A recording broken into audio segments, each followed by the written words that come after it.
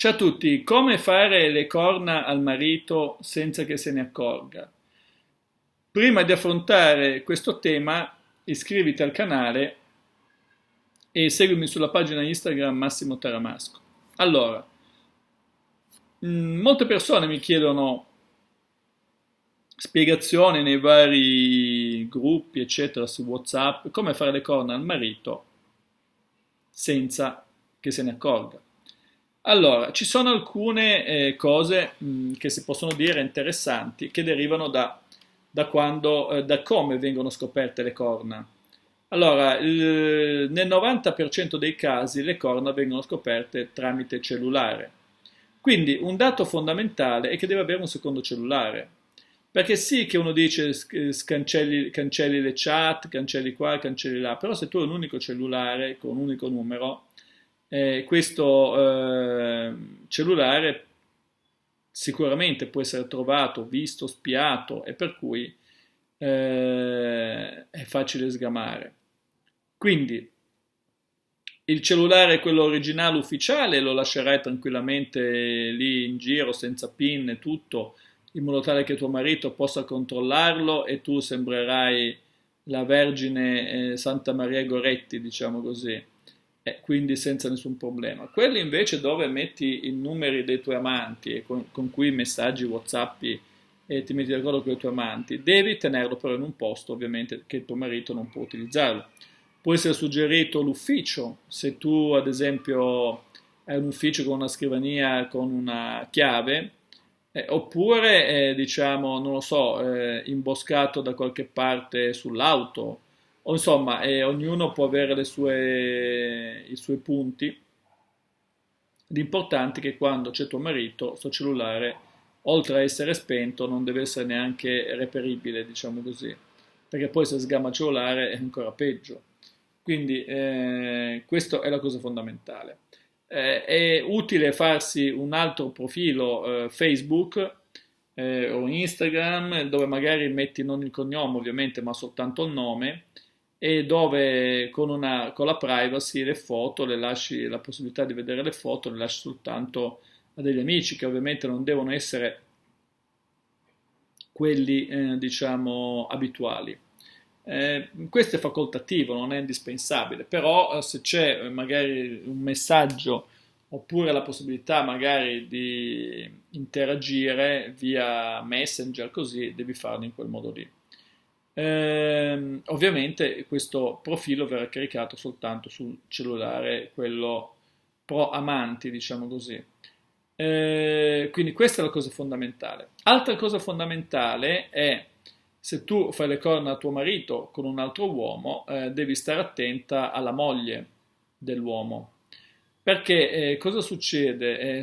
Può succedere che se questo qua è sposato, allora ci sono due casi, può essere lui sposato o lui single. Allora, se è single conviene cambiarlo abbastanza spesso perché magari poi vuole, diciamo, delle cose di più e allora può essere che lui sia lui a magari far sì che tuo marito sgami proprio perché magari vuole delle cose di più, oppure potrebbe farlo per rabbia, per rancore. Quindi se è single, meglio lasciarlo o far chiudere la relazione prima che lui abbia fatto un grande investimento su di te, quindi insomma in modo tale che non abbia tutta sta rabbia, tutta sta cosa.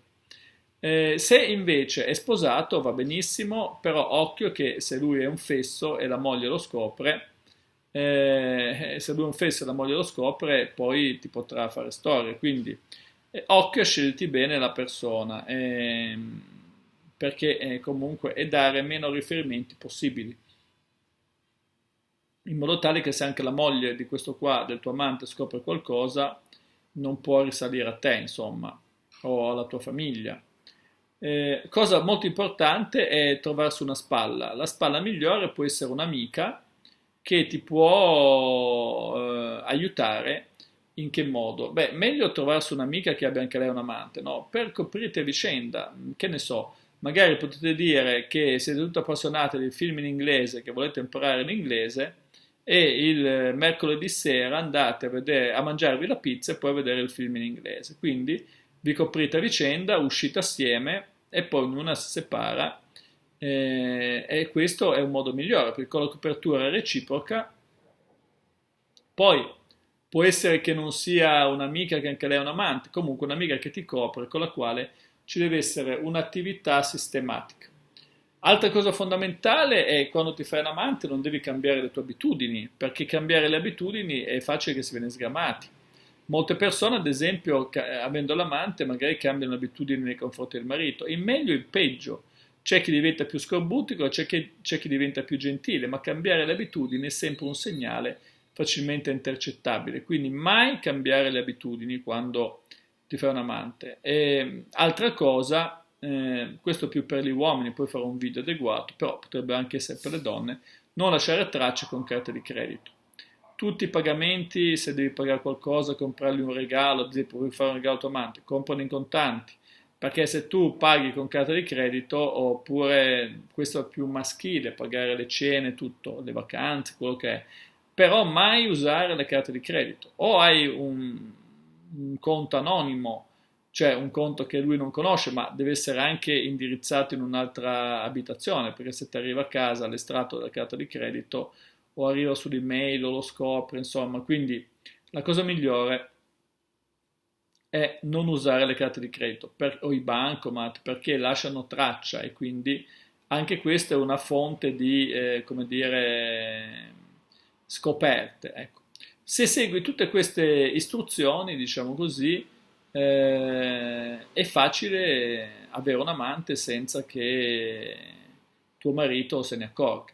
Bene, per questo video è tutto, seguimi sulla pagina Instagram Massimo Teramaschi, iscriviti al canale e iscriviti al nuovo canale Felicità e Benessere di cui ti posto il link in descrizione. Ciao a tutti!